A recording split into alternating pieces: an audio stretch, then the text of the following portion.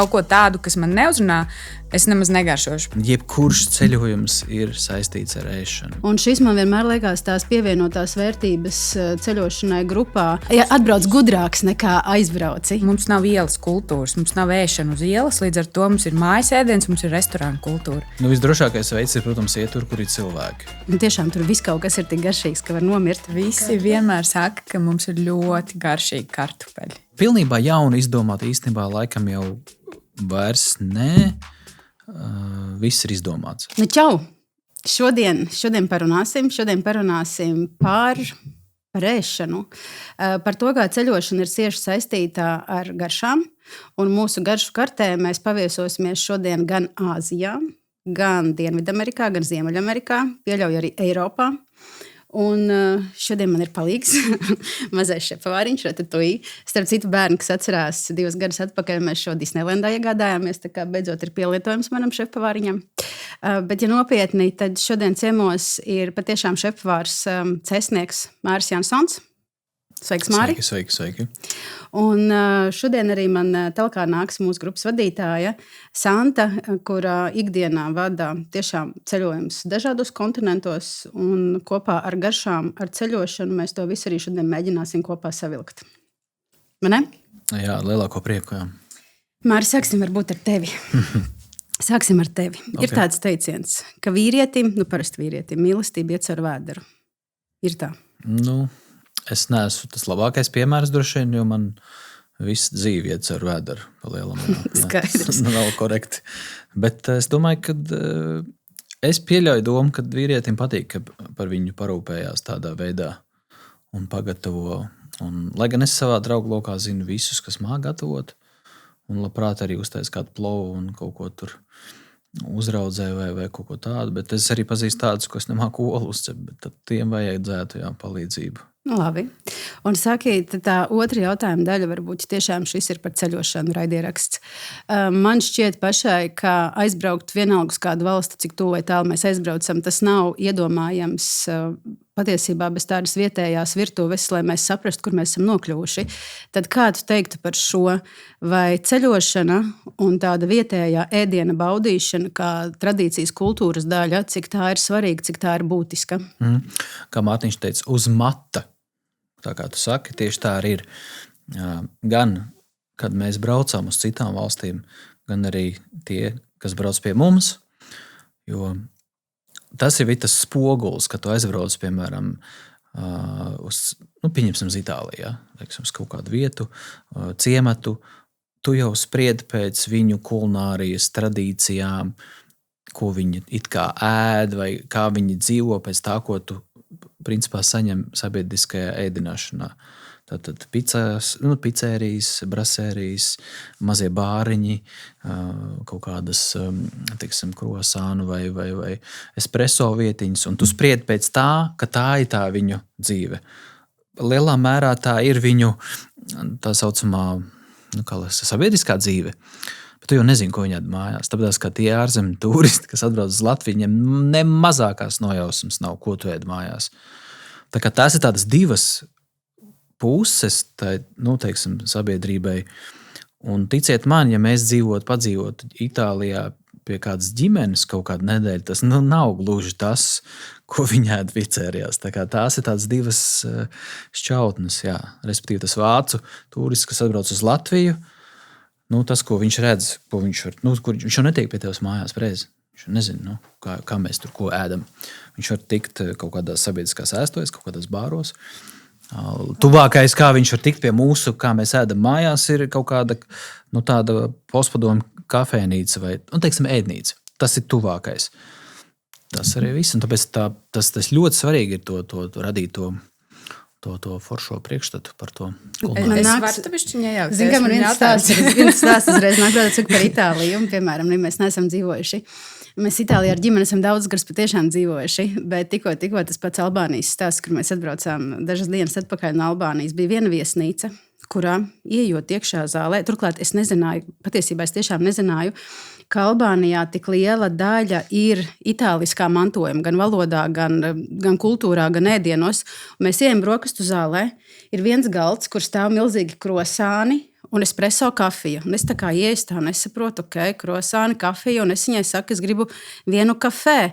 Viņa man rāda tur tādu citu stūri, un uz tā stūri ir galds, kur ir ceptas olas, kur ir izlejamā, šī tāda, tā kafija šķaidītā, tur ir cīsiņi. Un es tajā brīdī skatos, un es domāju, kas te notiek. Un pēc mirkļa, kad viņi man aizsūta uz to galdu, un es saku, ka nē, es tomēr vēlēšos to kafiju ēst, es arī tur varu nēst, bet iedod man lūdzu vismaz to kafiju. Un tad es apsēros pie galda un es skatos, jā, ir ļoti daudz viesi, kas bija itāļi. Viņiem bija tie krosāni un tā labā automāta kafija. Un tie, kas mēs nebijām itāļi, tos visus aizsūtīja uz to olu galdu. Tev vienkārši nepareizi uzdevi jautājumu.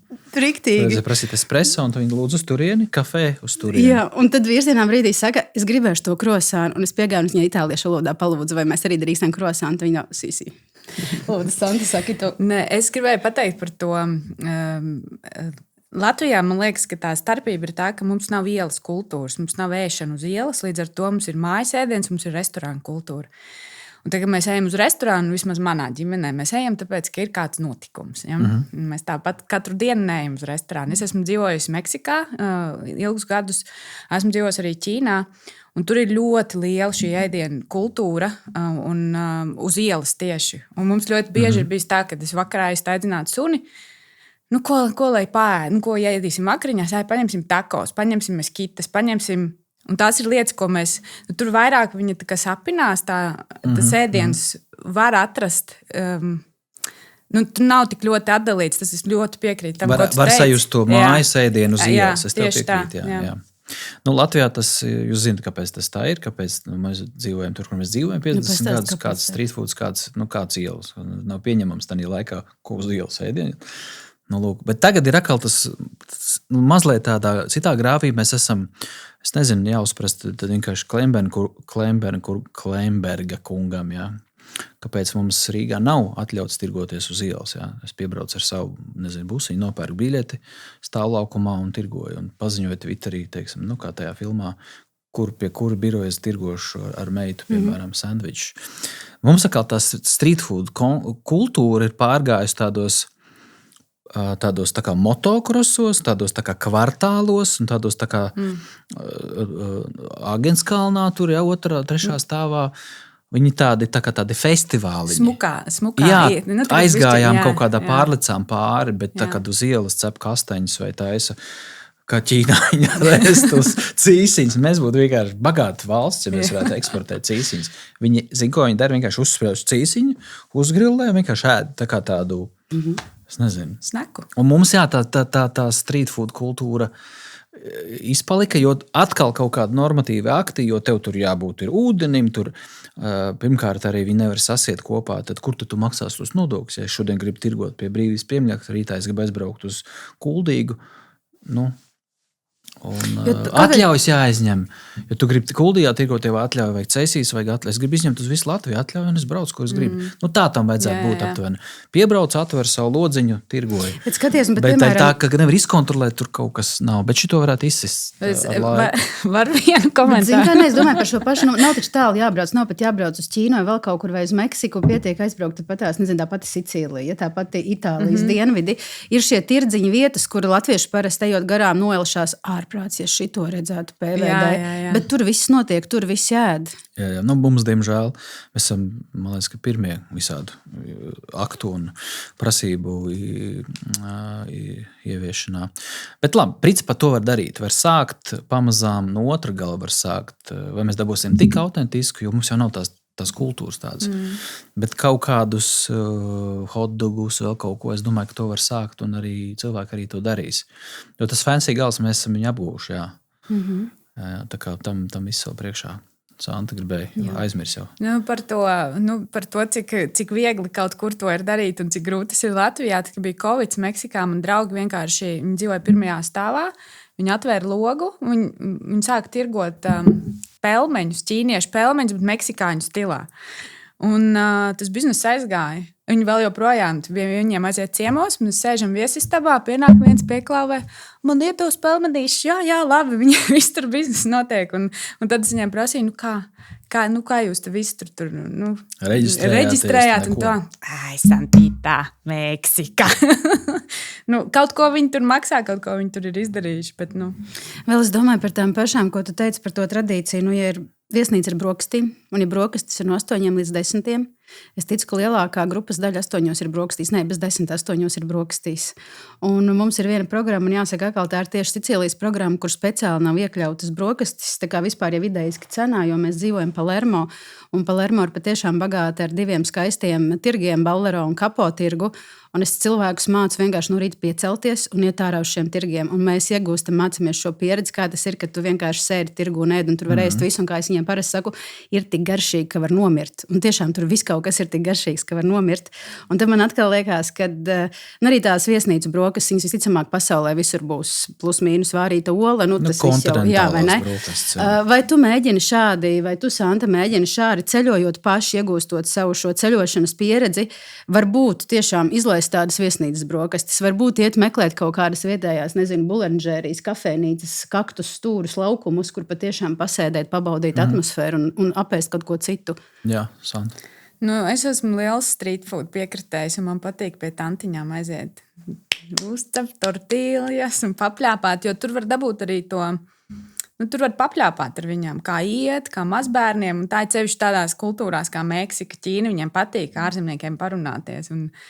Un tas nav tikai par ēdienu. Tu vari dabūt daudz vairāk no tām brokastīm vai pusdienām vai vakariņām. Bet atceries, kā mēs braucām ar tevi uz Meksiku un tu visu kaut ko no ieliedieniem ēdam, mēs pārējie Bālī ar 8. Mēs tā, mums tāda normālā kritika lūdzu iesaki. Mūsu restorānā. Mums lūdzu restorānu, mēs šitā, nē. Jā. Jā, manā gadījumā, protams, man vispār nav no tā baila. Man jo trakāk, jo labāk es varu ēst. Man tieši gribās izmēģināt maksimāli. Es varu arī iekrist arī grāvī, pilnībā tur ļoti negaršīgi. Tā bija pieredze. Bet arī par tām pašām brokastīm, tur jau arī, tu vari aizbraukt Itālijā. Brokastis kaut kādā, varbūt ne gluži 5 zvaigžņu, bet tādā viesnīcā, kur tev aizved pagrabā, un tur ir tie vaskadrānas un bļodiņi ar 2 jogurtiem. Man arī bijuši tāds, ir bagete, ievārījums un kafija un viss. Un tur nav ne tur. Tu liekas, kā vispār te cilvēki te brauc, kā viņi te dzīvo. Mēs esam pieraduši tur omletes. Nē, kur ir bagete, ievārījums, kafija, tur kaut kas tur vēl jogurtiņš, lūdzu. Kaut kāda 3 zvaigžņu, teiksim, vai kaut kas tāds. Jā. Bet super vienkārši. Tas nozīmē, ka viņiem no rīta ir vienkārši uzņem okhidrātus, tur to pirmo cukuru un viss. Bet tas, ko tu teici par to, ka tirgi, protams, viennozīmīgi. Tas man visvairāk interesē, ka tur ielīst kaut kur. Kādā paksī. Man vispār nepatīk staigāt pa centrālajām ielām. Bet tur es arī tagad Ķīnā, kad biju, es redzu, ka tas viss ir uztaisīts. Man gribās noiet nost, un tad es tur ieeju, redzu, kā viņi tur sēž uz ielas sēd, un tur pilnīgi savādāk tas viss ir. Bet ir cilvēki dažādi, kādam vajag tieši Dubais to. Tieši tā mums bija Ķīnā. Septembrī bija ļoti labs piedzīvojums. Mēs gājām mājās pa tādu vienu hutungu ieliņu. Un es ieraudzīju vienu vīru, kurš to ķīnas šašliku taisīja. Un man tā sagribējās. Man asociējās ar universitātes gadiem. Es vienmēr vakarā sēdēju medām to šašliku. Domāju, es paņemšu vienu. Un es pagriežos, saku, vai kāds grib šašliku? Nē, neviens neko neņems. Beigās viena, ir ar vistu. Es saku, ir ar vistu. Beigās katrs paņems pa vienu. Tas vīrietis saka, nākt iekšā. Es tādu, kur? Šeit nākt iekšā. Beigās mēs iegājām tādu maziņu tādu koridoru, kur bija viss salikts, kārts mantas, leduskapis kaut kas. Un es tik redzu, visi iet ar tādām acīm, tā kā, kur mēs tagad ejam. Mēs iegājām iekšā. Tur bija viss tajā telpā. Es īsti nesapratu, vai mēs bijām viņu viesistabā, vai tas bija restorāns, kas tas bija. Un tur bija arī kaimiņš, kurš sēdēja un mūs visus filmēja. Un tad mēs teicām, ja viņš mūs filmē, mēs arī gribam filmēties. Un tad mēs tur samainījāmies vietām. Un beigās mēs jau bijām sociālos tīklos. Ka nākat uz tādu un tādu restorānu, jo šeit sēž 10 ārzemnieku un ēd šašliku. Jā. Bet jūs jau uzreiz par Ķīnu runājat. Īstenībā arī mūsu programma, Ķīnas programma Pekinas pīle. Tur droši vien baudīja Pekinas pīle ar visu to procedūru, vai ne, kā tur mums smuki māci, ko tur uzlikt, kā tur uzsmērēt, aizlocīt. Ķīna un virtuve. Man liekas, ja es tā domāju vispār par galamērķiem, kas arī ir mums pašiem, tad Ķīna noteikti ir viena no galamērķiem, kas ir ļoti, ļoti ar izteiktu savu kulināro tādu mantojumu. Kas jums garšoja visvairāk, kas jums liekas? Man Pekinas pīle pilnīgi noteikti. Tas ir pasākums un piedzīvojums. Jā, kā es Pekinas pīli biju ēdis jau pirms 20 gadiem. Vincentā mēs taisījām Pekinas pīli. Tā kā man tas nebija kaut kas tāds. Tas bija atsvaicinājums katrā ziņā. Bet tas ir tāds tā kā gaļa, protams, pats par sevi kaut kāds tāds negluži luxury, bet tāds, nezinu, ķirsīts uz kūciņas, jā, teiksim tāds. Ikdienā es domāju, es nezinu, vai ķīnieši tik daudz to Pekinas pīli ēd. Varbūt, ka arī ēd, tā. Bet pati kulinārija ļoti dažāda. Ļoti dažāda. Bija daudzās vietās, kur mēs prasījām rīsus, un vienkārši nezinu, kas ir rīsi. Tev liekas, ka Ķīnā daudz rīsus ēd, īstenībā viņi vairāk uz nudelēm. Nūdeles, visur viņi streiptos, tādu pelmenīšanu. Un es arī domāju, tā Ķīna tik liela ir, ka diez vai mēs spējām vispār visu to aptvert, jo vienu reģionu tu redzi tā, otru tā, pilsētā saka, arī viss samiksēts ir, kā jau tu vari dabūt arī burgeri, vai McDonaldā jau speciāli visai ēdienkarti uztaisīt ķīniešiem, un ļoti, ļoti, ļoti dažāda, tāda. Atceries, Santa, hotpotus tu mūsu veidi? Jā, tas ir Jūs baudījāt hotpotus, tas man arī ļoti patika, jo mēs Tas pat ir vairākas mans reizes tur ēdiens, to jā. nedēļu laikā gājām.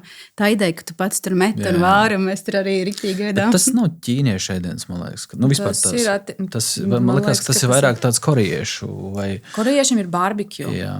Tas ir tā kā vairāk. Tad hotpot ir ķīnieši, jo jā. ķīniešiem ir vairāk, viņiem ir, pieņemsim, Pekinā ir vairāk ar jērgaļu un ar tādu kā uzcilnīti, un viņiem viņi dažādos reģionos. Tā kā Tas bija labs. Tas bija labs. Mums bija tieši pirms Ķīnas, mēs bijām ar bērniem, Tenerifē arī atradām. Baidzēja vienu vakaru, kur ir kaut kas ass. Kaut kas tāds, un tad mēs atradām tiešām tādu kvalitatīvu hotpotu, jā.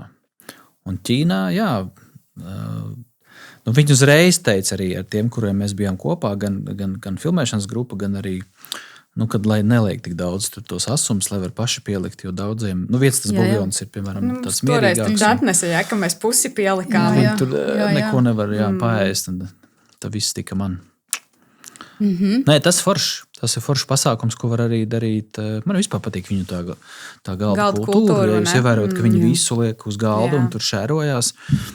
Un tas ir tāds foršs veids, kā Bet šis arī jums abiem jautājums. Tas arī nav tev kā savas, kā saka, nozares profesionāliem, un tev varbūt ņemot vērā, ka mēs pavadām savus klientus, bet ja godīgi ceļojot grupās, kā mēs to darām, un tad, kad mēs vēlamies cilvēkus, mūsu grupas cilvēkus uzaicināt kopīgās vakariņās, kas ir forši, jo tas ir brīdis, kad var apsēsties kopā, var parunāties, var nobaudīt maltīti, un tieši tā aizem Ķīna, kur to patiesībā tā kā dalies ar šo ēdienu, tur visu kaut ko nobaudīt. Un tad mēs nonākam pie tās maksāšanas daļas. Un tad sākās tā, šito es nedzēru, šito es neēdu. Jā, šitā ir, jā. Un tad ir tā, ka mēs parasti tā domājam, mīlīt, lai iet, kur vēlās, cik var. Un tad tas, lūk, ko tu saki, šī dalīšanās pieredze. Tas, kad īstenībā paņem rēķinu, sadalām rekurus trijiem, ejam mājās un kā ar starpīgi, cik daudz ko, kurš izdzēra apēda. Tā, man liekas, nav tāda vēl viena baigā. Tev nenāk lūk grupas un es saka, mums vajadzēs katram atsevišķi. Te atsevišķi rēķins. Nav tev tā? Nē, manā, šī konkrētajā konceptā, ka es tā nav tādas tā grupas. Ir, kad ir sešinieks un sadala rēķinu 3 daļās. Vissliktākā pieredze ir tad, ja tu nepasaki sākumā, ka būs dalītais rēķins. Ja tu sākumā uzreiz atnāk tās 3 ģimenes un pasaka, ka būs dalītais rēķins, un tur ir ļoti viegli. Tad ir viesmīlis vienkārši sadala galdiņu 3 galdiņos un katram sasit. Viņš jau zina, tie 2 kopā, tam bērni, nākošie pāri. Ja tu to visu sākumā izdari ļoti labi, pēc tam, ja tev atnāk jau garais rēķins un tagad mēs gribēsim atsevišķi, tad šeit ņem kalkulatoru un rēķinu pats. Jā. Itāļi mirst, tur ir čagrandi problēma. Vispār čagrandisima problēma. Kā tu tiec galā ar šo šēringu un visu to kultūru? Ja mēs runājam par grupām, es saku uzreiz sākumā. Es saku, mēs ejam vakariņās, kas vēlās, mēs sēžam pie kopējā galda, ēdam ķīniešu stilā un mēs dalām uz galviņām. kurš grib ejam, kurš negrib pasaku, kāds ir variants ABCD. Lielākā daļā situāciju visi ir apmierināti. Galvenais sākumā izrunāt, jā, pēc tam ir. Ja sāk skaldīt matus, tad tur tā, varētu būt grūti. Jā. Ir bijušas situācijas, kad šodien jāsvin Latvijas dzimšanas dienu, ņemsim šampanieti. Tā, paga. Vai visi gribēs maksāt par kalmāriem un šampanieti? Labi, to pēc tam, jā, labi. Vispār alkoholi būtu godīgi atsevišķi, bet es iedomājos tam uzņēmumam, kad atnāk 12 cilvēki, es nezinu, cik tās grupas lielas, par ko jūs runājat, un tagad 12 atsevišķi ali vai vīni, tad tur... Smieklīgākā daļa ir tas, ka kā Ķīnā viss ir ar Weixin, ar WeChatu vai Alipay, ja? Un tad ir tā, ka atnes rēķinu, un tas viesmīlis jau nāk ar to savu pipja. Es saku tā, iedod man kāds 10 minūtes. Es saku, mēs kašā. Jā, labi. Un tad aiziet. Ja? Tā man 20, man 40, man tas, un tad atnāk viesmīlis un skatās uz to naudu. Jo viņi jau nav vairs, viņiem arī paņem laiku izskait vispār to naudu un saprast. Vienā reizē meitene arī stāvēja, cik man tev jādod, Saka, 20, tā kā 100 mīnus 80, jo viņi vairs nav pieraduši pie tā. Labi, tas par maksāšanām un šādām lietām. Tu, Māri, teici, jo kaut kāda labāka pieredze vai jo trakāks ēdiens, jo tev ir interesantāk. Jums abiem jautājums tātad. Kas ir tas, ko jūs savā dzīvē līdz šim, un vienalga kādā valstī, bet trakākais, ko jūs esat baudījuši? Tur kobras sirds pukstoša, vai, es nezinu, kas ir tas, kas ir visinteresantākā pieredze? Jā, es neatceros uzreiz tā. Es padomāšu, tu tikmēr pastāsti. Man zin, kā ir tā, ka kaut ko šausmīgi traku, kas zinu, ka man negaršos, es nemaz neēdu, bet es esmu atvērta es esmu ēdus skudrolas, takos Meksikā, tāpat tās es ēdu arī tos mazos sienāžus Meksikā. Esmu ēdus iekšu zupu, kas man negaršojas, viņu pagaršojas, viņu vairs neēdu. Ķīnā mēs esam tārpus ēduši, viņi ir garšīgi. Pieņemsim, tas, kas man neuzrunā Ķīnā, ir tie, kā saucās oliņas, kur ir iekšā bēbīts pusgatavs. Embrija kaut kādu domā? Vanskari. Pirmkārt, man liekas, ka viņš tur īsti nav ko ēst, man neuzrunā. Es neesmu ēdusi. Tāpēc es saku, ka kaut ko tādu, kas man neuzrunā, es nemaz negaršošu. Skorpions man neuzrunā nevis tāpēc, ka skorpions, bet tāpēc, man liekas, tur nav ko ēst. Krankšķis kaut kāds. Nē. Un kā garšojas skudrolas? Tie ir starp citu ļoti delikates. Jā, viņas garšīgi. Sāļši, kas tā viņiem tur, protams, Meksikas garšas, čili, laims virsū, sāls. Nejūt. Jūt, viss labi. Man īstenībā nav tik daudz tādi skudrolas vai lāča lūpas vai kaut kas tāds. Ceptas. Bet ir tāda forši zīpšņi kaut kādi no daudziem ceļojumiem. Islandē mēs cepām steiku uz pasaules lielākajā virtuvē, uz vulkāna. Uzreiz mums uzveda augšā draugs un varēja uzreiz uzcept. Tas bija tāds paliekošs atmiņā. Turpat tās arī ēdām vali, kas garšoja tā kā alnis ar teļu. Kaut kas tam līdzīgs tāds. Arī, langusta, tas tā. Tādi zipšņi. Un tad Šrilankā es ēdu vienu lielāko omāru savā dzīvē, kur man viens arī draugs uzaicināja uz vienu angļu. Un tur angļiem par cik viss ir. Un tas omārs bija, asta bija. Tad asta bija tāda, un tad vēl galva. Tad iedomājies, jā, tur viņi tur. Tas bija tāds. Tev paliek tādi atmiņā, tādi. Bet no tādiem brīnumiem visādiem es, man liekas, kad Annus Armstrongs arī, mēs atvērām viņu reiz vaļā viņu pie bibliotēkā, kad es strādāju Vermendārzā. Es biju pasūtījis un maizīti un arī to kartupeli, viss kā nākās, un tad mēs viņu iznesām ārā no telpām, to buņģu, un tad vajadzēja, tad viss parks smirdēja no tā, kad jā, tas bija tāds, jā. Vai ir kaut kas tāds, Vistrakākais, laikam, tās siļķi, jā, kas ir tāda, ka tu ej klāt, tev jau kaut kāda enerģija, ieslēdzās kaut kāda aizsarga funkcija cilvēkam, kad, tas ir tā kā, bet tu vienkārši ej un mēģini, un normāli ar maizīti Bet deguns jātaisa ciet. Vai ir kaut kas tāds, Marko, tu ceļojot pa pasauli, esi ienesis savu restorānu virtuvē, bet varbūt tas nav konkrēti ēdiens, varbūt tas ir pasniegšanas veids, vai varbūt tas ir kaut kāds galda noformējums, un man šķiet ļoti trauki, galda piedarumi ir būtiski. Tas pats arī tikko Meksika, pilnīgi noteikti Meksika pārsteidza, un par Meksikas bieži domāju šajā kontekstā. Atceries, ka mēs vienalga pusdienojam vakariņām, tu knapi esi apēdis pēdējo kumosu, tā ka tiešām esi apēdis, un pēkšņi momentā tev aiznes trauks. Un tā sajūta, ka tev nevienu brīdi nav jāsēž pie netīriem šķīviem, ka tas ir tik ātri un tik vienkārši, un tas notiek Meksikā. Un, ja godīgi ceļojot pa pasauli, arī vienalga, no Albānija pat nerunāsim, tu vari sēdēt rekur pie saviem netīrajiem traukiem, tev pat neviens nenāks klāt. Es pat īsti arī nesapratu tās pusotras nedēļas laikā, kā viņiem tas notiek, kurā brīdī man tas deserts bija jāpasūt, jo tie netīrie trauki vēl no otrā stāv. Tā kā pilnīgs bardaks. Šī sajūta, jā, par to, ko varbūt tu esi aizņēmies vai par ko tu priecājies vai ko tu novērtē ceļojot un baudot galda kultūru pēc būtības? Es baudu dažādi. Ir reizes, kad es braucu vērtēt, skatīties, ritīgi smelt pieredzi, un ir reizes, kad tu vienkārši nevērtē, vienkārši baudi. Un no abām reizēm, piemēram, ja tu brauc uz 2 zvaigžņu Michelin restorānu, skaidrs, ka tu maksā 600 eiro par to pasākumu. Tu visu vienkārši glāzes, tur rekur pleķis. Tā, bet tā pašā laikā tu jūties brīvi, jo tu jau aptuveni zini, ko tas viss ir, bet tu gribi piedzīvot, tā kā visu uzsūkt, katru vārdu, ko viesmīlis saka, tu vienkārši skaties mutē jo tu maksā par to pieredzi baigo naudu. Bet ir reizes, kad tu brauc vienkārši kā ar draugiem vai vienkārši baudīt, un no abām reizēm tu vari kaut ko paņemt. No katras reizes vienmēr kaut kas. Ir tā, ka tu paēd, nav. Tā kā, ko es varētu tā mācīties, tā kā nekas nepaķer. Bet ir reizes, kad, jā, tas bija interesanti. Un tagad pēdējā reizē Madeirā mēs bijām laikam arī vienā, Michelin Bib Gourmand, tas nebija zvaigžņots, bet tāds. Un bija uztaisīta tā kā tagliatelle, bet no jūras zālēm. Jūras zāles, tādas garās plāksnēs, kaut kādas viņu jūras zāles, kas ir mums tādas Latvijā. Skaidrs, ka mums vispār jūras zāles nav. Tāds, tā kā tagliatelle tāda, bet zaļa, un tāda parmezāna tādu mērci, un viņš tur vēl uzrīvē un samaisa. Man likās, pats tik krūta doma, tā kā tu vari pārvērst, uztaisīt tagliatelle no jūras zālēm.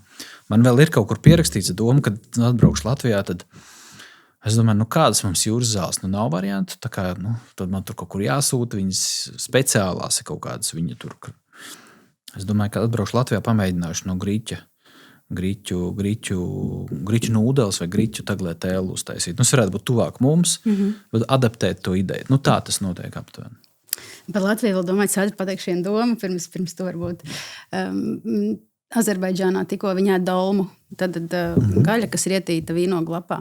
Bet vienā no restorāniem bija dolma, kur gaļa ir ietīta liepu lapās. Un lai arī man tur cilvēki teica latvieši, ka viņi bērnībā liepu lapas ir ēdušies, liepu lapas nebija līdz šim ēdusi, tad dolma liepu lapās bija ļoti laba ideja. Tiešām. Jā, tāds arī noteikti tu kaut ko adaptē, jo pilnībā jaunu izdomāt īstenībā laikam jau vairs ne. Viss ir izdomāts. Es domāju, ka, ja tu paņem kartupeli, skaidrs, kad ir kartupeļu sula, rīvēts kartupelis, cepts, vārīts, tur vārīts, cepts, rīvēts, tur viss, ko tu vien var no tā kartupeļa, tur viss ir izdomāts. Un tad tu vari būt tikai unikāls, interesants, ja tev ir pilnīgi jauns produkts. Ja, teiksim, tā kā to jūras zāli tu atrod, uztais tagliatelle, tad tu esi unikāls. No tunča, no tunzivs, neko tu esi. Tur viss ir. Tā kā Latvijā mēs varam būt, dolma, tas ir atkal tāds tā kā kaut kas, it kā tas pats, bet, teiksim, liepu lapās, jā. Mēs varam būt tikai unikāli ar pilnīgi jaunu produktu. Bēres sulas, jā, kaut kāda sēne vai kaut kāds dzīvnieks, kuru citi nevēduši. Pārējais viss ir jau. Starp citu par bēres sulām arī Kauņa, Viļņa. Pagājušajā gadā bijām viesnīcā brokastis, un tiešām nekur citur viesnīcās nebija redzējusi bērzu bluķītes, bērzu bluķīti izgrebts vidus, iekšā paciņa ar Krāniņš. to. Jā, Man un tad tāds man bija liekas, bibliotēkā, nopietni, jā. Rīktīgi forši, un es stāvēju, un es domāju, jēzi, bērzu sulas brokastīs, reku tev nav jādzer tāda saldināta sula vai tāda saldināta sula. Bērzu sulas, un kā vēl Mēs pasniegt? taisījām tādu, tā kā reāli baļķis, ieskrojas krāniņš, tāds zelta. Viss tur tāds smuki izgrebts, redz. ielēja sulu iekšā. Un runājot par tām pašām Latvijas garšām, ko tu teici, atbraukt lūk viesi uz Latviju, tad kas ir tas, pasarg Dievs tā pati ola un tas cīsiņš, bet lūk, piemēram, bērzu sulas vai vēl šādas lietas, kas varētu būt īstā pieredze. Tās ir tādas maziņas, unikālas, bet tā lielā pieredze viņa nav tik viegli nododama. Mums tā virtuve jebkurā gadījumā paģēra to, kad nāks padomju mantojums kaut kāds. Lietuvieši, piemēram, nozagīja to augsto zupu uztaisīja festivālu. Jā, labi. kur mēs bijām? Mēs varam ātrāk. taisīt maizes zupu arī super negaršīgi, bet varbūt ir tādas lietas, bet pārējais viss jau viņš tāpatās. Bērsuls, jā, bet tas nav tāds, ar ko Latvija varētu palikt atmiņā. Man vispār būtu jautājums tiem, kas aizbrauc prom no Latvijas, kas pavadījuši tās pusotru dienu, piemēram, vai divas, kas viņam paliek atmiņā. Vai viņš vispār tiek? Tu domā ārzemnieki Latvijā? Jā, ja viņš iziet ar vecerīgu, tad varbūt mildā viņš dabūna, bet tas arī viss, jā, Man ir mūžīgais stāsts par itāļiem, jo mums tiešām ir daudz itāļu. Mēs, kad itāļi viesojās pirmoreiz Latvijā, mēs viņiem bijām nolēmuši uztaisīt latviešu pusdienas. Tevis pieminētā rozā zupa, bet zini, kā ar to rozā zupu vai augsto zupu ir tā, ka tajā zupā ir pilnīgi viss, kas itālim negaršo. Tātad kefīra viņiem nav, gurķis viņiem pasarg Dievs negaršo. Bietas. Barba bietola tieši tā, tas ir, viņi redz viņu kaut kur, bet viņi nēd. Respektīvi, tur viss ir, ko itālis nēd. Mēs kopā ar itāļiem pagatavojam šo zupu, un tie itāļi normāli cilvēki, 40, 50 gadnieki nav bērni nekādi. Sēžam pie tā galda, ēdīsim. Un zini, kā bērnībā, kad tu maziem bērniem dod kaut ko ēst, viņiem negaršo, viņiem šitā nāsis cilājās. Un es skatos, visi mani itāļi sēž, viņiem nāsis cilājās, bet viņi pieklājības pēc ēda. Viņi izēda, kurš izēda, kurš nē, bet tā bija bieža zupa. Es domāju, ja mēs pabeidzot šo tematu par produktiem tieši kā Latvija asociējās un asociēsies, ir ļoti svarīgi tieši saglabāt nevis receptes, bet produktus. Un tas sevi ietver tātad biete, tātad marinēta gurķi, tātad kefīrs, biespiens, krējums, medus, maize, alus, kaut kādi lāceņu vīni un tā tālāk. Un tā produkti, kas ir daudz svarīgāk, lai viņi tas pats šprotas, kūpinājumi, vists kūpināts un tādas lietas. Un tālāk jau tur recepts, viņas jau tādā mūsdienīgā sabiedrībā viņas mainīsies. Es negribētu, kad Latvija atcerās ar sklandraušiem, kurus mēs paši ēdam. Ja tu man prasa, kādas pēdējais ēd, neatceros, bet kaut vai pelēkie zirņi, kas ir ķipa Latvija un speķi, tas tikai vienreiz gadā. Nē, tā nav godīgi. Jā. Es domāju produkti, kad tu vajadzētu atcerēties Latviju ar produktiem. Jo tā Latvijas virtuve, 5 ēdieni, kurus mēs ēdam Ziemassvētkos, tas neskaitās. Tu saviem viesiem no Ķīnas, no Meksikas, no citām valstīm, kas ir tas? Kartupeļi. Visi vienmēr saka, ka mums ir ļoti garšīgi kartupeļi.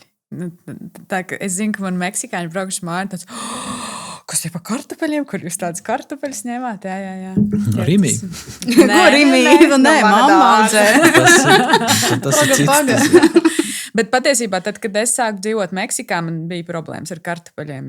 Tur kaut kā viņi ūdeņaināk tāda, ne citas šķirnes. Kaut kādi cieti viņi, jā. Un nē, es Meksikā drīz vispār neēdu kartupeļus. Amerikā līdzīgi arī viss tur, kur viņi cep tās pankūkas un rīvēt, viņi tādi balti. Tās ir tās šķirnes.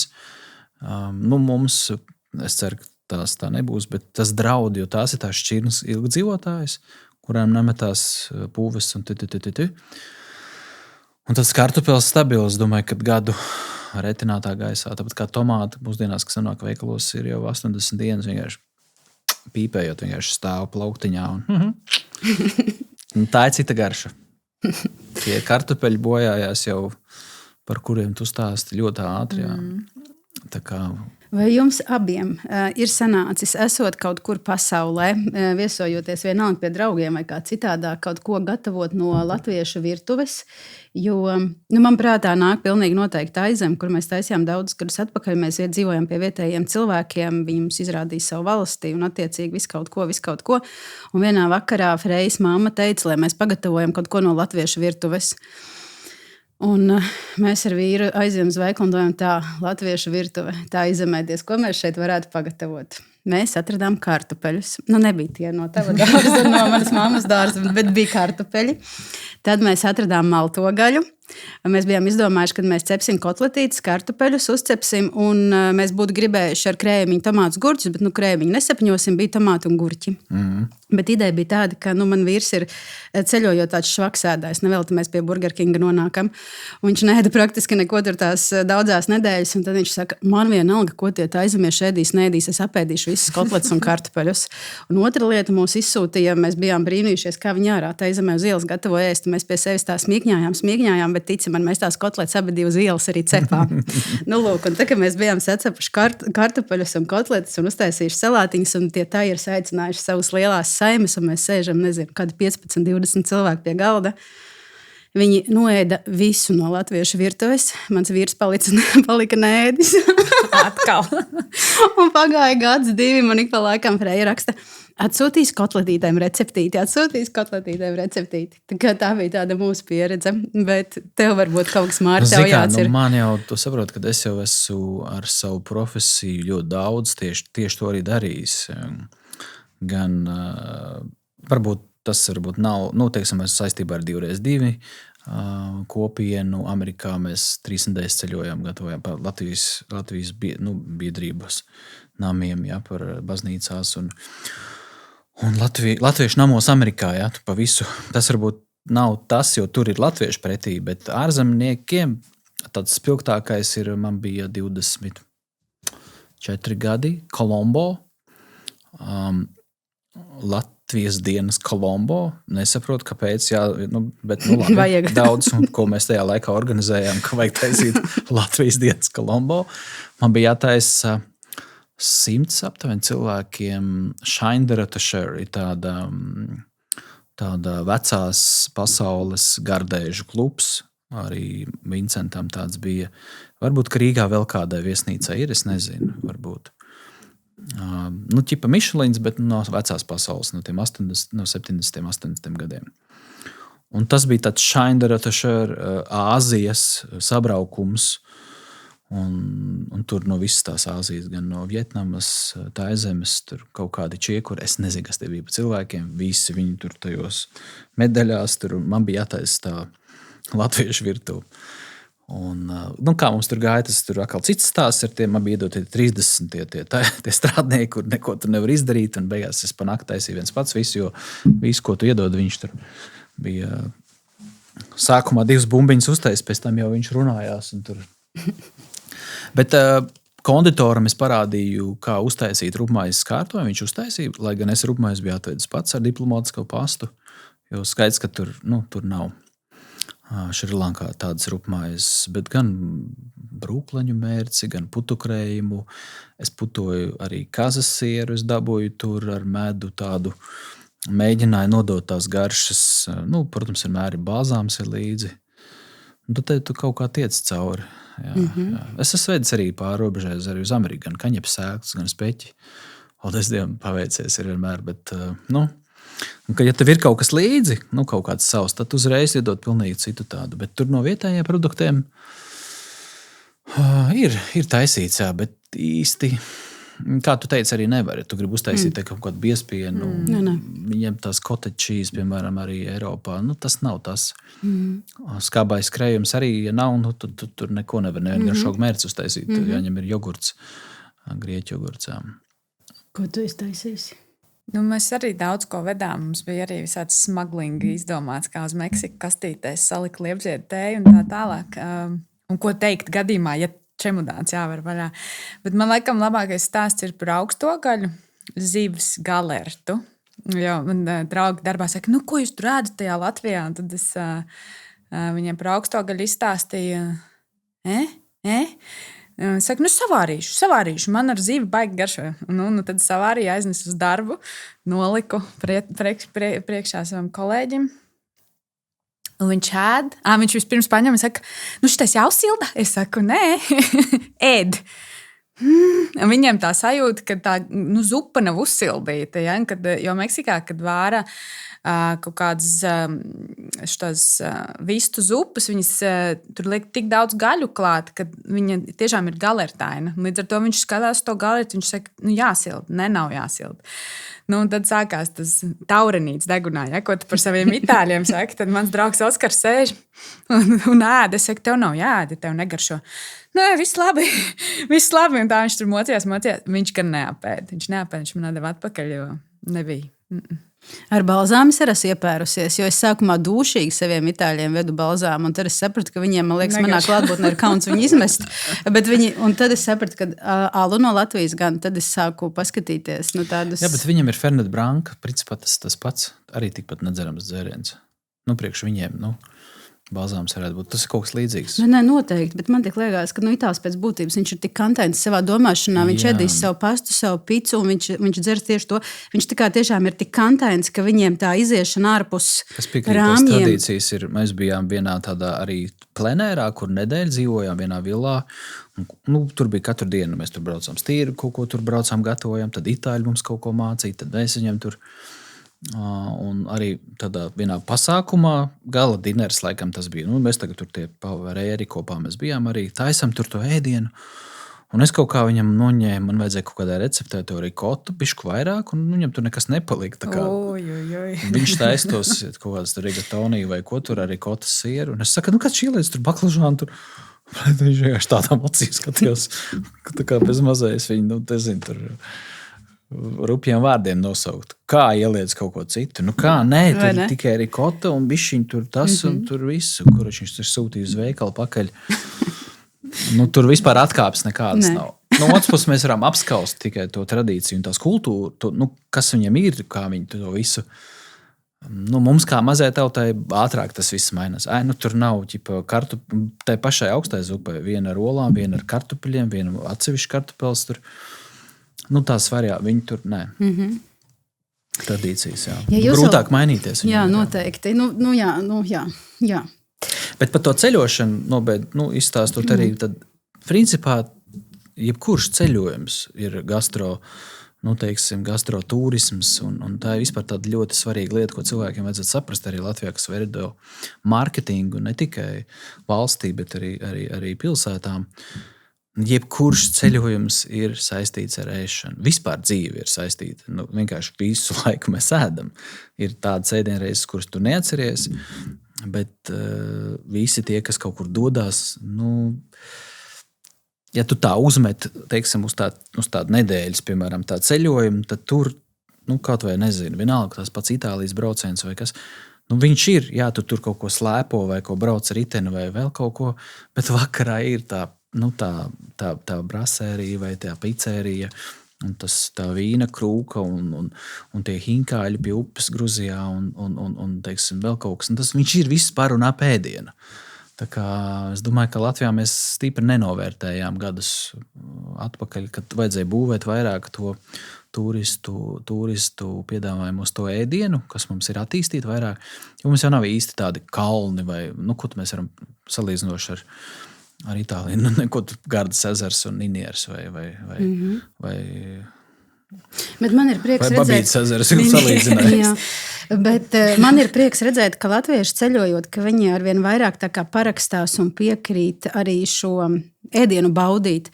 Jo tas pats stāsts, es tiešām vedu daudz Sicīlijas un es dzīvoju Palermo, un tad, kad vakaros jau dienams ir noslēgusies, jums ir brīvais laiks, dariet, ko gribat, bet es tāpat tieši kaut kur ēst, un es cilvēkiem saku, ja kāds vēlās ar manīm, tad izejam 8. Un es parasti izēju uz ielas un stāvu man viss 30 priekšā, un mēs ejam nākamajā vakarā. Es saku, ja kāds vēlās ciešais nākamā, un viņi atkal viss 30 priekšā, un es viņus tur visus izvalkāju. Gan mēs ielēdienu sēdam pie gara plaša galda, gan tiešām tādās labās. Bet 30 ēdienas, jo tu nevar tā, mēs esam 30 ienākt. Tur jau es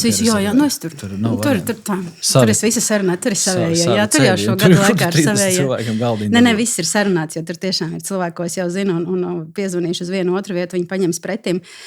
Bet jā, man patīk tas, ka latvieši bauda, ka latvieši piekrīt, ka latvieši mēģina. Un arī mūsu programmās, kad mēs rakstām, piemēram, ceļojumu programmu, bez tā, ko mēs tur redzēsim, darīsim, vienmēr rakstīts, ka mēs jums iesakām nobaudīt to un to. Vai šajā dienā pamēģiniet to un to. Un tad kādreiz cilvēks dzirda, ka runā, šovakar jāēd ir, nezinu, šis plaus, un es saku, kāpēc? Kā programmā bija rakstīts? Es tā, tad obligāti jāēd ir tas plaus. Tas pareizi, jo pie manīm, ka nāk cilvēku uz restorānu, viņi arī nezin, ko viņi grib. Ja tu ikdienā nodarbojies, nezinu, tu esi automehāniķis vai, vienalga, ko tu darītu, kāda vēlma pēc tu vispār, lai atcerētos, kad ir tāda lieta kā limoncello vai grappa vai amaretto vai šampanietis vai kava vai prosecco, tu zini vienkārši dzirstos šampanietis, tā kā šampanieti man lūdzu uz sagaidīšanu, bet taču ir tik daudz lietas, kuras tu nezini, un tad tas viesmīļa darbs ir. Varbūt jūs gribat limoncello, vai jūs gribat varbūt kādu citu digestīvu vai balzāmu. Jā, tiešām. Tas ir tas pats. Viņš nezina. Viņš atnāk, viņš nezina neko, ko viņš grib. Tev viņam ir jāizstāsta, jāatgādina. Nevis tādā, pērt šito vajag to, bet tādā foršā manierē, ka tu. Un tas ir tas pareizi, ko jūs darat. Jo tie, kas atbrauc Itālijā, kā viņš var zināt? Nekā. Viņam vienkārši jāpiedāvā ir. Tu ceļojot, piemēram, Santa Pati, valstis, kas tev ir jaunas, kas nav varbūt programma, bet jaunas valstis, kā tu caur šo ceļošanas un ēdienu pieredzi iepazīsti valstis? Vai tu, piemēram, iepriekš esi papētījis, ka šajā vietā noteikti jānobauda, tur ir tāda ēdieni, vai šajā valstī konkrētā pilsētā varbūt ir kādu desertu vai, nezinu, vēl kaut ko ir svarīgi. Kā tu iegūsti pati pirms ceļošanas informāciju par to, ko tu gribēsi nobaudīt? Kā ceļotāji, kā turistiņš? Es tagad domāju, ka tas bija pēdējais kā turistiņš. Tikko tu Francijā arī, ka bija, ka jūs taisnība, bet man zin kā ir, es esmu daudz ceļojusi, un līdz ar to man ir vienmēr kaut kur, kam piezvanīt, jo ir vietējie. Un es vienmēr caur vietējo prizmu mēģinu pieiet tam savam ceļojumam. Tad, kad es braucu tur, kur mēs bijām, tur nebija neviena paziņas. Bet man Francijas dienvidos dzīvo draugi, un līdz ar to es ar viņiem sazinājos, paprasīju tāpatās vietas, uz kurien braukt, ko viņi ieteikt, un, protams, palasīju pati klāt. Bet šis ir tāds interesants, un tā kā vietēja, un kurā brīdī tā vietējā vieta paliek jau turistiski, jo, kad tik daudz uzzina, tā kā viņi vienkārši vienā brīdī kļūst nevis pa vietējo, bet par jau turismu vietu. Es biju Bergamo arī pirms pāris gadiem kā turists, un tad es piezvanīju draugiem, un tad, kad tiec tajās, vai Dženovā arī tieši tāpatās. Brālēns. Ej, tur pa labi, un mēs atradām restorānu tiešām fantastisks, un tur bija tikai vietējie. Bet taisnība, par to. Vienā brīdī viņš vairs nav. Jā. Bet tieši par to vietējo kultūru runājot, kas ir, ja jūs tā vienkārši aizdomājaties, labi, skaidrs, Eiropa ir cits stāsts, turīgs kontinents, bet tas viss, par ko mēs runājam, kā tu teici, lai mēs izbaudītu to espresso no rīta ar to krosāni, vai to picu griezto kaut kur sānieliņā, vai kaut kur, vai to mortadellu, vai porketu, šobrīd mēs pie Itālijas apstājāmies, tas viss balstās tikai uz vietējo. Ja nebūs vietējais, turistam vispār nebūs pat ko apstīties Googlē. Un te ir tas jautājums Latvijā, cik daudz mēs šādas vietas veidojam, balstītas uz vietējiem. Vietējie bāriņi, vietējais kafejnīcas, nav jau māksla uztaisīt uz galvenās Rīgas ielas turistiem restorānu. Tas ir kaut kas cits, viņš nekad nebūs tāds, par ko mēs runājam. Un tad ir, cik mēs spējam, kaut vai tās pašās cēsīs noturēt to vietējo bāru, cik cēsnieki aiziet uz to bāru, vai viņš aiziet reizi mēnesī, vai viņš aiziet, teiksim, reizi nedēļā. Tas ir tas stāsts, un ja vietējā kultūra nevar uzturēt, tad arī mums nebūs ko parādīt. Tas sākās ar to, ko tā kā vietējie, un tad jau mēs tie turisti tiekam pie tiem vietējiem. Bet mums bieži vien mēs veidojam tā kā priekš turista. Un tā, kad viņš neatbrauc tajā septembrī, Rubiļņiks izrubījās, vienkārši nekā nav, viņš arī nogrimst. Principā jātais ir uz vietējo, un tad, ja tie turisti pieliec klātas sezonā, forši. Tas ir tas, ko mēs parasti novērtējam. Mēs tikām pie vietējiem. Jāsāk ir ar vietējo kultūru. Labštais, jā. Jā, man vēl prātā ienāca ideja par to, piemēram, arī mūsu turēs kaut kur, piemēram, vīni noteikti. Tā arī būs Itālija, kur mēs viesosimies vīnu saimniecībā, un tā arī tikko nesen bija Azerbaidžāna. Bet tas, kas arī šeit pārsteidz, ka, piemēram, tas nav tikai par 3 vai 5 vīna veidiem, ko tu baudīsi, vai tā saucās degustācija, tā kā vīna degustācija, bet patiesībā tur ir vietējie ēdieni, un latvieši arī ļoti par šo brīnās, jo es viņiem to tulkoju tā kā visu, un tur pie katra vīna klāt ir ēdiens uzkodiņa, un, piemēram, arī Azerbaidžānā tikko pie viena baltā vīna, kas ir absolūti sauss vīns, pasniedza skābu ābolu šķēlīti ar medu, ar gorgonzolas, manuprāt, sieru un valriekstu. Un tā dāma saka, un tagad nedaudz to malku, un tad to kumosiņu, un tad sajūtiet, kas notiek. Un šādos brīžos arī, piemēram, cilvēkiem, turistiem, tā kā tulkojot, tā pieredze, kas atkal ir, varbūt tu viens pats ceļotu, tu tādu vietu visticamāk neatrastu, tu iespējams arī tā to neizdzīvotu, un šis man vienmēr liekas tās pievienotās vērtības ceļošanai grupā. Ja tu aizbrauc gudrāks nekā aizbrauci, vai jums tā ir, ka jūs kādreiz aizbraucat un atbraucat mājās gudrāki? Tā kā par ēšanu. Ir tā vienmēr. Ne tikai par ēšanu aizmirst, tur izrādās tādas čības vajadzēja un nevajadzēja. Un tad pusi čemodāns vispār nav aiztikts. Tā kā mēs salīdzinoši ļoti kompakts ir. Man tur, es uz Ķīnu aizbraucu principā ar mazo kantaino, man tur. Saka, ja tev vajadzēs kaut kāds lupads, tur vienkārši visi jau var mūsdienās nopirkt. Nopērts čības un uz tā aizem arī tu var aizlot ar mugursomu, ieeja pirmajā veikalā, sapēc krēklus, šorts un dzīvo visu. Un nedēļas beigās viņi atdod tajā konteinerā, atdod atpakaļ, kur liek drēbes iekšā. Bet vienmēr ir, jā. Es jau varbūt skatos, kā es teicu, sākumā bišķiņ kā no profesionālā, ko es varu paņemt sev, kā es varētu to adaptēt savā tajā ēdienkartē vai vispār. Un tad arī vienkārši, ka tu baudi. Ja? Teiksim, es zinu, ka es nekad netaisīšu hinkāļus, piemēram, restorānā. Skaidrs, vienkārši man nav tāda koncepta, man tāda faila nav. Un arī Gruzijā braukājot pa visu to Gruziju, tad davai testējam labākos hinkāļus. Un tikai vienā vietā es atradu samtainus, zīdainus, tādus spīdīgus plānus. Man likās, ka wow! Tā kā tiešām tu apēdi un saproti, ka šis zehinkāls. Tā kā pārējie tur kaut ko mīca. Jā, un pārējie tur mīca to mīkliņu tur, jā, bet tu vienkārši viņu redzi, ka viņš spīd. Un to tu nevar aizmirst. Jā, kaut kā tā. Tev arī ir kaut kāda. Iedomājieties, ka, piemēram, pasaule būtu viena liela ēdienkarte, tad kuru pirmo valsti jūs ieteiktu nobaudīt tagad, tā kā uzreiz? Es neesmu bijis Japānā, bet man liekas, ka... Es teiktu Japāna viennozīmīgi. Ķīna arī man ir top. Man Āzijas virtuve ļoti uzrunā. Tas, ka Ķīnā ir vienkārši tās 5 garšas, un tu brauc uz ziemeļiem, tur ir sāļš lejā, ir salds. Tur ir viss, tur ir viss. Ja es iedomājos tā zemi, tad mango stikīrais uzreiz gribu. Ja es iedomājos Ķīnu, tad droši vien es gribētu pasēdēt pie tā hotpatiņa. Man ļoti tā ideja patika. Nē, katrā valstī ir kaut kas, gan Gruzijā tas, un Amerikā kaut kādas saldētās vistiņas. Kaut kad pirmajos gados, kad brauc, ka viņi brokastīs tās pankūkas ar to bekonu un to kļavu sīrupu vēl pa virsmu. Tā kā... Tas tā likās. Pēc tam jau tas viss atnāca līdz mums arī. Bet ir katrā valstī ir. Man arī spilgti palīdz atmiņā viena tik liela pārēšanās, tā ka tu vienkārši mirsti no pārēšanās, no tik garšīga ēdiena. Mēs ar draugu staigājām pa kalniem Kirgistānā un pēdējā vakarā. Mēs pamatā dzīvojam teltīs, ēdām putras, arbūzus un pēdējā vakarā laikam pa $2 vai $4 no personas bija, tā kā uzklāsi mums tur vakariņas.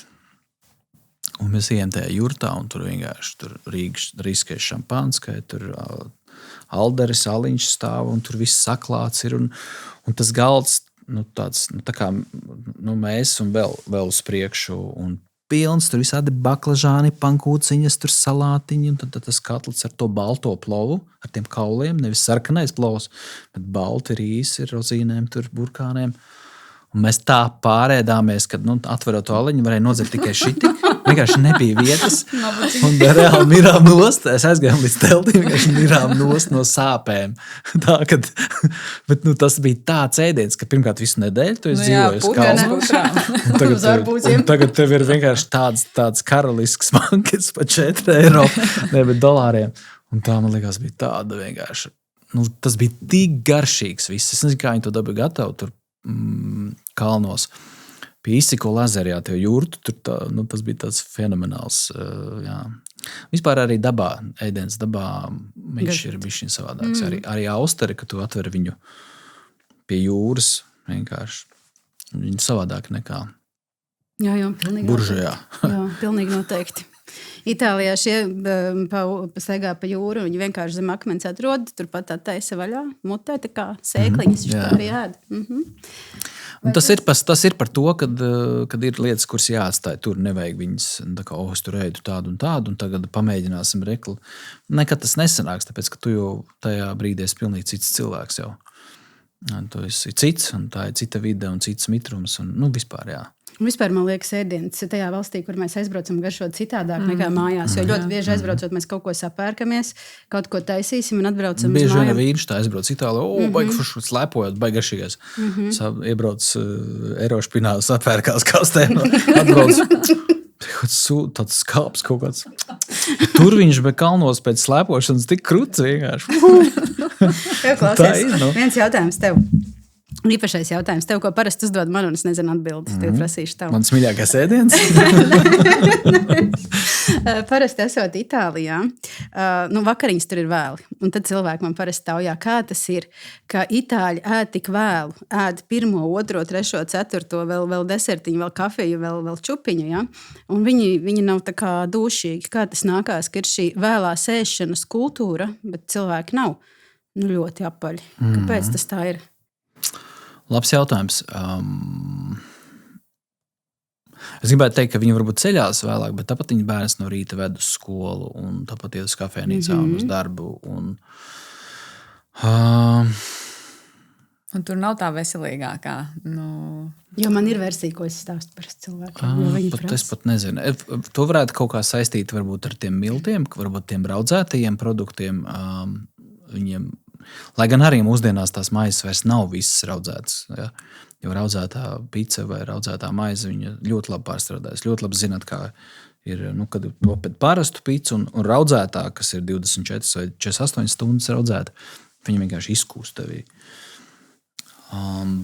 Es nezinu. Jā, viena versija ir par tiem miltiem, ko tu saki. Tas ir viens, ka tie ir augstākas kvalitātes produkti, attiecīgi labākas kvalitātes milti. Cits lipeklis, jā, kaut kāds. Jā, un otra lieta, ko es par to kafijas kultūru Itālijā un ko es esmu kādreiz ar vietējiem šefpavāriem runājusi, kādēļ ir šī tradīcija vienmēr tikai pēc ēdiena, tā ka viss ir pēsts. Viņi tad dzer kafiju, šī ir vēl viena lieta, ko es parasti tulkoju latviešiem, par ko latvieši lūk Itālijā dusmojās, ka viņi pasūta kūku un kafiju, atnes kūku un nenes kafiju. Un latviešiem liekas, ka kāds aizmirsa. Nē, neaizmirst, tāpēc, ka ir jāpēd deserts, tad, kad tu esi visu apēdis, tev atnesīs tev kafiju, jo kafija tas ir svētais punkts. Un idejiski tā doma arī tāda ir, ka kafija palīdz, kā tu teici, ģestīre, tur to visu, kas ir, uz tā pamata tā kā viss sakārtojās, un tāpēc viņiem tā kafija no seniem laikiem, jo tāpēc arī, piemēram, to pašu lati vai pienu, viņi nekad nedzers pēc 12 dienā, jo piens dara visu pretējo. Viņš tur raudzē un ellē ratā, ko tur dara, es nezinu, ja? Tikai līdz 12 ar pienu. Tu itāls esi. Es vienkārši sapratu, priekš kam man liekas kalorijas vēl vākt pa visu dienu, un vispār piens pieaugušiem cilvēkiem nav jādzer. Tas ir priekš teļiem. Un vēl es dzirdēju, ko tu sākumā teici, Māri, pasaki arī visiem, ka no rīta cukurs nav jādara. Jo tie krosāni un tā maize ar ievārījumu tiešām no rīta nav jādara. Tāpēc, ka tas ir cukurs pilnīgi nevajadzīgs no rīta, kurš tur visu ceļ gaisā pareizi. Tas nav vajadzīgs. Viņi ētā, man liekas, kad arī Itālijā. Viņiem taču ir tas maizītes, visas saldas ir espresso. Itāļi ir mistika. Itāļi pilnīgi noteikti mistika ir. Bet arī tajā pašā Ķīnā, labi, varbūt kaut kas tur sāk veidoties, kaut kādi liekie svari, bet arī es pabaudot to viņu virtuvi. Un, zin, kāds man bija tas secinājums, ka nav jau tā, ka viņi ēstu šausmīgi netreknu ēdienu. Bet tur ir gaļas vistas, tur viņi vāra eļās un tur viss, bet zin, kur tas noslēpums ir cukurā? Nav viņam. Viņiem vispār nav saldi deserti. Mēs tur kaut kādu desertu tur ēdām uz ielas, tāds, to rīsu miltu kaut kāda pļeka. Ar ķipa nutella mums prasītos, bet viņam kaut kāda pupiņu pasta. Jā, sezams Ar ēkliņas. bišķiņu kaut kāds tur, varbūt pūdera sirupiņš kaut kāds tur. Mums ritīgi būtu tā pļeka, tur būtu nutella virsū, kraukšķīgie te tur. Un viņi ir tāds, es domāju, tas noslēpums ir, ka viņi ēd reālu keto ēdienu. Viņi ēda viņi tiešām pieturās pie tām 3 reizes dienā ēdienu reizēm. Tas ir tā kā svētais laiks. 12. test vai 6 jāskrien ēst. Sapulce, viss beidzās, jāiet ēst. Un, pieņemsim, man Ķīnā ļoti patīk iet uz beķerējām vai kūciņu veikaliem, jo tur tās kūkas ir, man liekas, 50% mazāk cukurs. Bet pie tā jāpierod arī ir. Viņas baudāmas. Es domāju, cukurs un labi, tagad jau pasaule ielaužās, sen jau ielauzusies arī viņos ir un sodas, bet viņiem pašiem, viņu dzērieni ir tās tējas visādas. Tur ledus tējas, tur tāda tēja, un tur cukurs tur nav ne tuvu tāds, kāds ir spraitam vai tiem. Es domāju, tas ir noslēpums. Pa itāļiem, droši vien, kad milti, cits lipeklis, cits, un arī tā secība, kā tu saki, kaut kāds. Es nedomāju, ka viņi tur viss baigi tādā Romā, tur jau arī visi tie paši produkti, kas mums ir. Vienkārši ir bišķiņ cits klimats arī. Pirmkārt, siltāks. Tas nozīmē, ka viņi varbūt tādi mazāk, varbūt tādi netik tā kā saspiesti.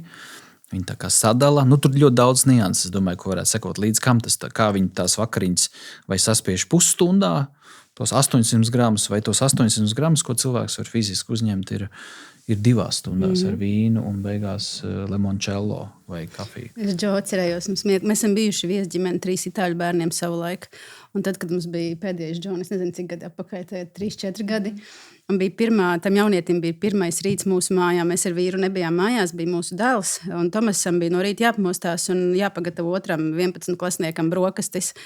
Un es atceros, Džo pēc tam ilgi šo stāstīju, ka viņš ienāk virtuvē un Tomas viņam cep olu, pupiņas, sardeles, tomātu, maizi. Un Džo stāv itālis, čirkains. Viņš saka, man slikti, es tūlīt vēmšu, es nesaprotu, kas ar šito būs jādara. Viņš nav radis tā ēst, viņš to vēl joprojām stāsta. Bet ko viņi ēd no rīta? Pieaugušie patiesībā mājās. Mēs pieceļamies, iekāpjam mašīnā pirmajā kafetērijā vienu espresso un prom dienā pusdienas gan būs. Tu teici, viņiem ir svētās, tad itāļiem būs pusdienās pasta. Jautājums ar ko, bet 12 vienos pasta.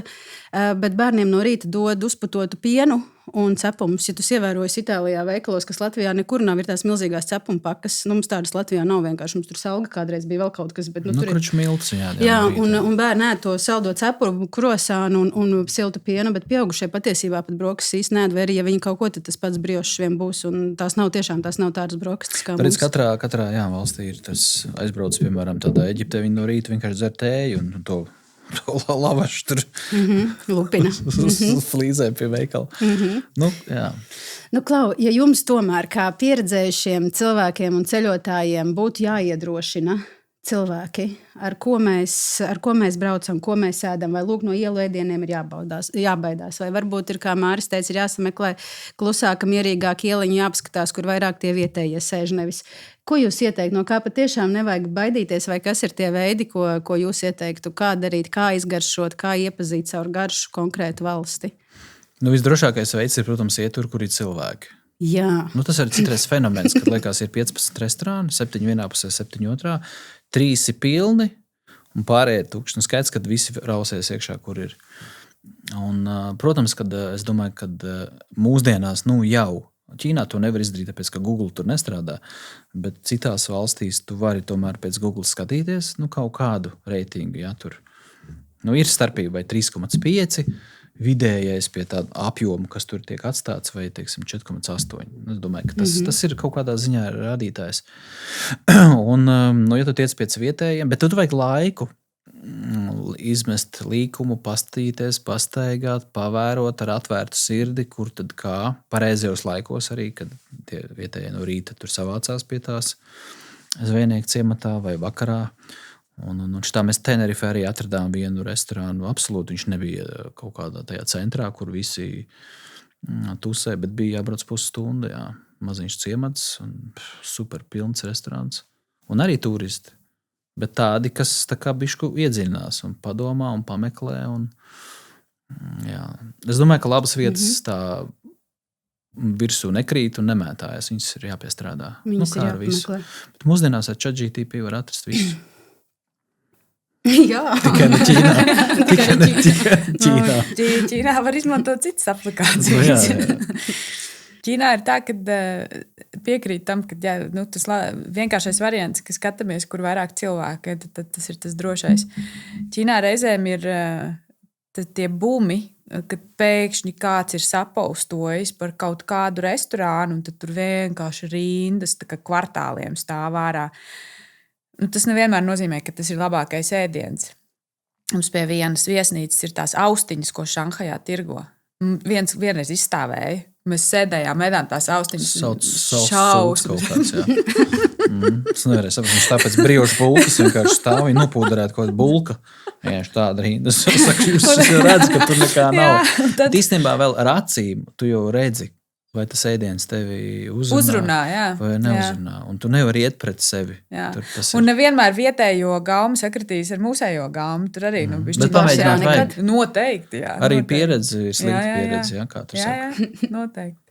Mums bija raidījumi arī tieši, kur viņš iedeva to stikī kaut kādu, to rīsu mīklas pļuru. Man šausmīgi garšo ar sezam sēkliņām iekšā. Jā, un iekšā bija tas kaut kāds tur arī kaut kāds.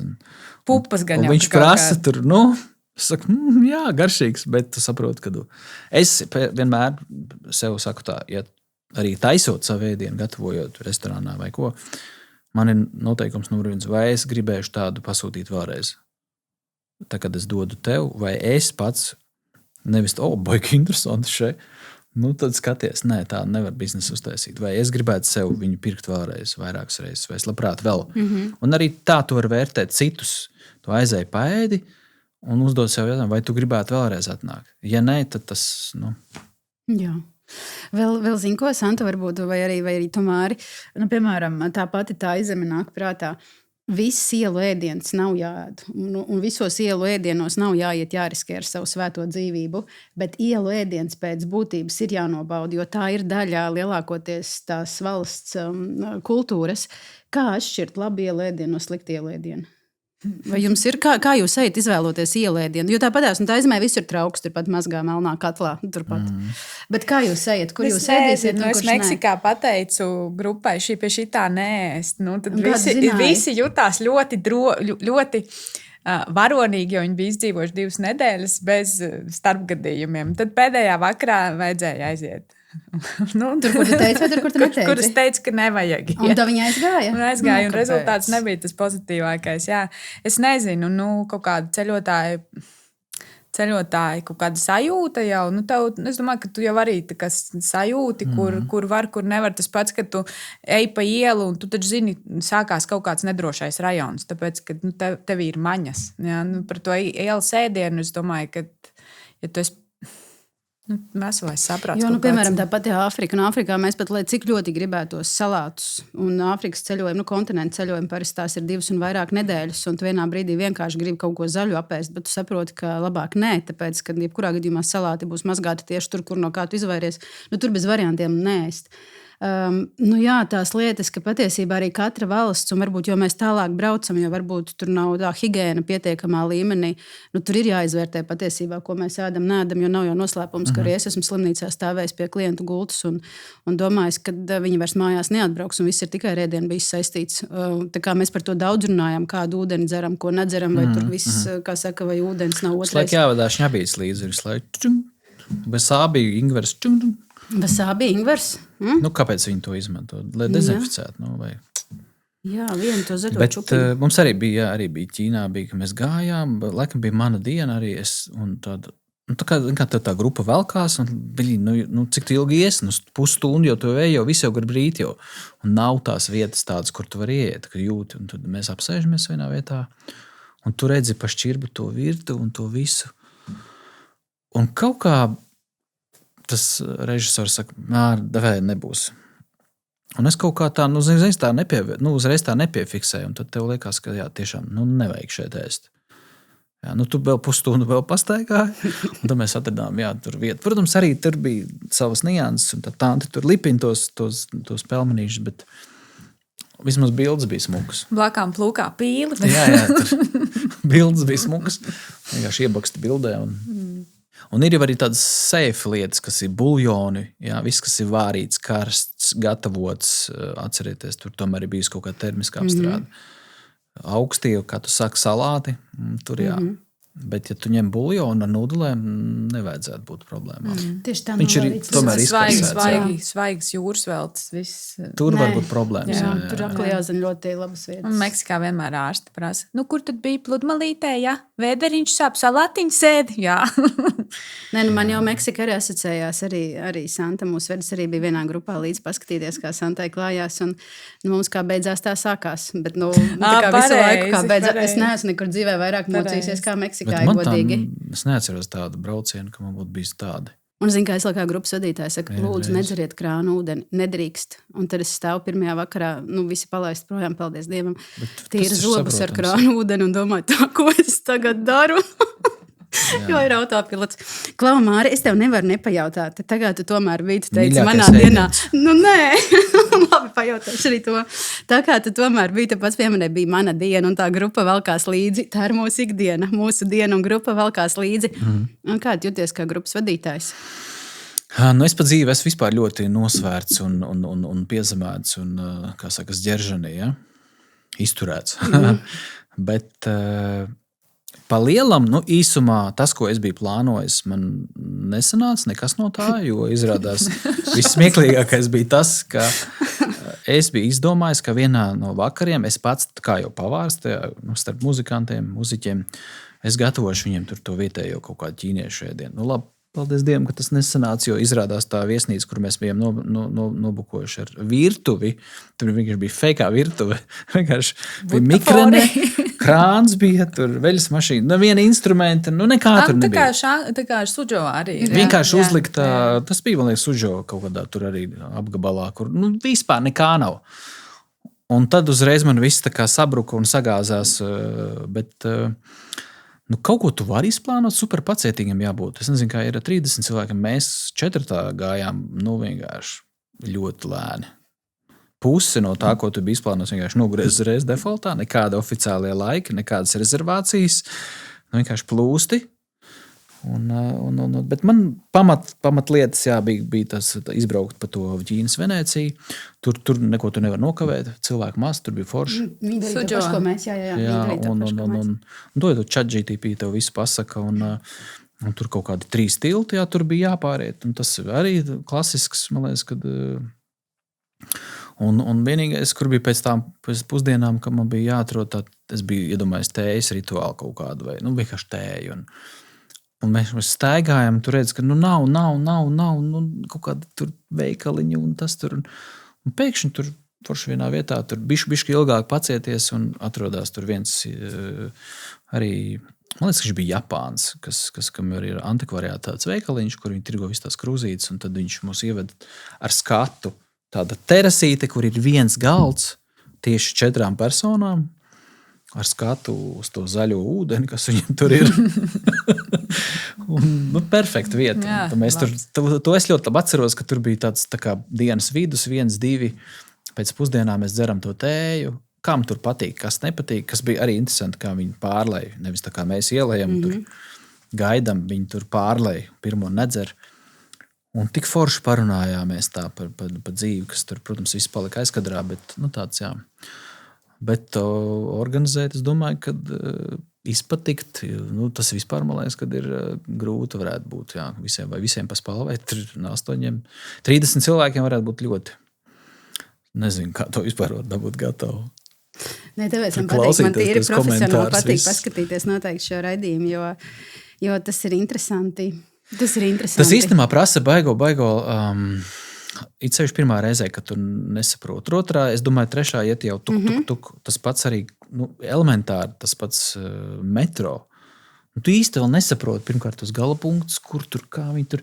Mēs to hops iekāpām vienā, saprotu, ne, viņš iet uz otru pusi, hops, ne, tomēr nebija pareizi, hops, vienkārši priekš tā te tak, pa to metro. Tas pats arī Maskavā vai Pēterburgā, ka brauc. Un tu nesaproti īsti, uz kuru pusi viņš iet. Tajās modernajās valstīs vieglāk, tu googlē visu ieliec un tur viņš to vienkārši parādīja. Tur dari to, tev tikai baterija līdzi ir, kā aklamators vienkārši maudz. Bet tas prasa laiku tomēr atrast arī tās ēstuves un iedziļināties. Ķīnā bišķi savādāk, tomēr tu īsti netiec. Tu pat location īsti nevar nosūtīt, precīzi. Atceries, kā mums bija location vienreiz, ka mums rādījās, ka mēs 2 kilometru attālumā bijām. Jā. Bet Eiropā vai, teiksim, es domāju, pārējās ir ļoti viegli. Mūsdienās ir to, bet visa informācija telefonā ir. Visa informācija ir telefonā, bet uz tevis kā uz grupas vadītāja, protams, ir lielas ekspektācijas. Un tas, ko tu teici par tiem restorāniem, jo, piemēram, es cilvēkiem, tas nav man obligāti katru vakariņu svest vakariņās, bet jebkurā gadījumā, darot savu darbu godprātīgi, es vienmēr esmu izpētījusi un es tiešām skatos, pat nevis tikai, lai ēdiens būtu labs, bet man ir ļoti svarīgi, lai būtu forša vide, lai būtu laba atmosfēra. Ja tas vēl ir, piemēram, kaut kas no tradicionālās virtuves vai no iekārtojuma, tas man ļoti patīk. Un jebkurā gadījumā es to atrodu un vedot cilvēkus, viņi jau teiks, Lotte aizveda, kā tu tur tagad bija. Tā kā tas ir liels darbs atrast. Un patiesībā arī viena no pēdējām Sicīlijas grupām, es tiešām Sicīliju vedu ļoti daudz gadus, gan arī teju 10. Un man bija pēdējā grupa kārtie 30 cilvēku, un es viņiem saku tā. Man viss ir apnicis, jo es zinu vietas, kur es zinu, kur tiešām ir garšīgs ēdiens, un es eju tāpēc, ka nevis man par to kaut kas ir, man nav par to pilnīgi nekas, bet tās vietas ir foršas, tur ēdiens ir labs, vai tur tas saimnieks ir riktīgi foršs, kas viņu satiek, un riktīgi sākās bordello.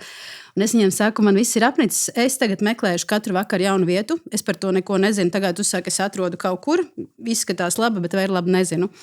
Un mēs gājām 4 vakarus uz dažādām vietām, no tām 4 bija tā, mēs balsojām, iet šeit vēl otrais. Nē, 2 bija ļoti, ļoti labas. Un es zinu, ka būšu atpakaļ Palermo. Uz tām 2 es noteikti aiziešu, tas bija to vērts. Tās 2, paēdām, viss kārtībā, neietu. Bet arī par to, ko tu teici, pilnīgi nejauši kapo tirgu, kur vispār viss ir netīrs. Tur vakarā nekā nav, ir zivju restorāns. Dzīvās zivis stāv stendā. Ieejot iekšā, ir jauka vārtrūmīte, ir gaismiņas. Un mums pasniedza lielo tikko ķerto zivi un krūdo. Tur bija viss kaut kas krūdo, ieziņ, cik garšīgi nomirt var. Nopietni. Labi, rēķins bija tā, rēķina atnes. 60 eiro no latvietim, zin kā vārtrūmē, 60 eiro no personas ir daudz. Es tajā brīdī domāju, kas tagad sāksies. Paldies Dievam, mani ceļotāji bija. Mēs runājām tā, ka tas bija tiešām Mišelins uz ielas. Rīktīgs Mišelins uz ielas, jo viss, ko viņi pasniedz, tas bija tik garšīgi. Es par to ēdienu maksātu 60 eiro. Es ceru, ka arī tie latvieši man neko acīs neteica, bet ceru, ka viņi saprata, ka viņi ēda Mišelinu uz ielas. Tā ir vieta noteikti, kur es atgrieztos, bet kopumā, jā, tas prasa daudz laika, enerģijas, un man tiešām ir prātā tavs teiciens no tā raidījuma, ka tu teici, ceļot ir grūti. Ir grūti. Pēc ceļojuma vēl 2 dienas vajag atpūsties vēl, kamēr. Labi, tad ir jetlaid un tā. Bet, jā, dažnai kā garākos ceļojumos, ka forši, ka viena diena ir tāda, ka tu vari tiešām vienkārši pasēdēt un mājas, jo visu laiku kustēties, doties, labi, mūsu gadījumā, ka tev filmē no rīta līdz vakaram, tur tu nevari aizieši tagad nopirkt zobupastu vai kaut ko. Vienkārši tur, kur tu ej. Bet vajag tādas, jā, kad viss pauzīt, jā, kad... Es domāju, ka arī ceļojot pa vidu ir jāatpūšās. Līdzīgi kā darbdienā vajag paņemt off dienu, ka tu vari arī slēpojot un makšķerēt, ka mēs vienmēr braucam pa dienu vienu paņem brīvu, ka tu mierīgi vari izgulēties, jo tie vēlē vakari un tas vīns un kā ceļojumos ir. Klausies, vēl vienāds, protā, viena doma, ātri, vēl viena doma. All inclusive. Ātri. All inclusive. Tas bijis. Es droši vien, kad esmu bijis. Jā. Tur, kur tu guli, neko nedari. Visu laiku jāēd. Jā, ko tu par šo domā? Nevis kruīzes kuģis, bet tā varētu būt arī Eģipte un viesnīca, bet vienkārši vispār guli un ēd. Guli un ēd. Kā tas ir? Nepatīk, jā. Es vispār cenšos tajās vietās, kur dzīvot neēst, kas tā parasti ir. Arī tajā pašā Eģiptē. Tālajos gados, kad tur tie terorakti bija un sprākšanas, mēs tāpat gājām uz tirgu pakaļ. Ka tu vari iecirsties ar nagiem tajā mango un vienkārši ēst viņu. Un visu dienu to darījām, kā augļus ēdām. Es atceros, ka mācīju tam džekam, kas strādā pie letes, tur pie tā baseina, tur tajā bāriņā, kas ir parasti, tad es viņam rādīju, kā melonu jāmizo. Un otrā dienā brokastīs viss bija samizots, sagriezts. Labi darbi izdarīja. Jā. Nu, vienai maiņai parādīja. Viņš vispār, ko melonu šitā, viņa vienkārši tikai daiviņas tādas saliek tur ar visu mizu. Es saku, skaties, kā var nomizot. Nu tā. Bet jā, man patīk iet kaut kur tālāk prom. Ir reizes, kad arī forši, kad tu tiec pie tāda komforta ēdiena, līdzīgi kā Ķīnā bija, kad tu atnāc uz tā brokastīm kontinentālām.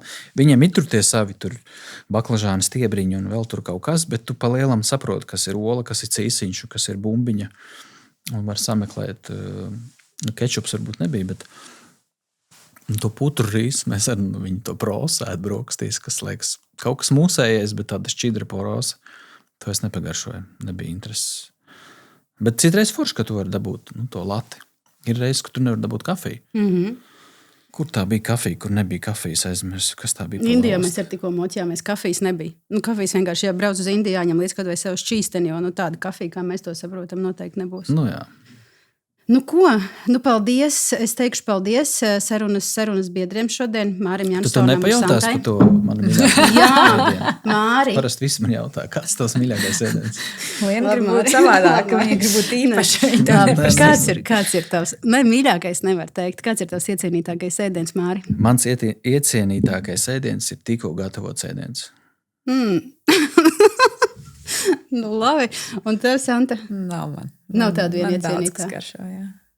Tikko gatavots Viss, ēdiens. kas ir tikko svaigs pateikt. Tur nevar zivis likt kaut kādā atsevišķā katlā no aļņa lūpām. Lāči. Tagad lāči ir topā. Tagad ir lāči topā. Paldies par sarunu. Ja jūs gribat Latvijā garšīgi paēst, dodamies uz Cēsīm, dodamies uz Kestu. Ja jūs gribat iepazīt Ķīnu, droši dodamies ar Santu un ar Travelbīs. Paldies un tiekamies nākamajā ierakstā. Paldies! Tiekamies!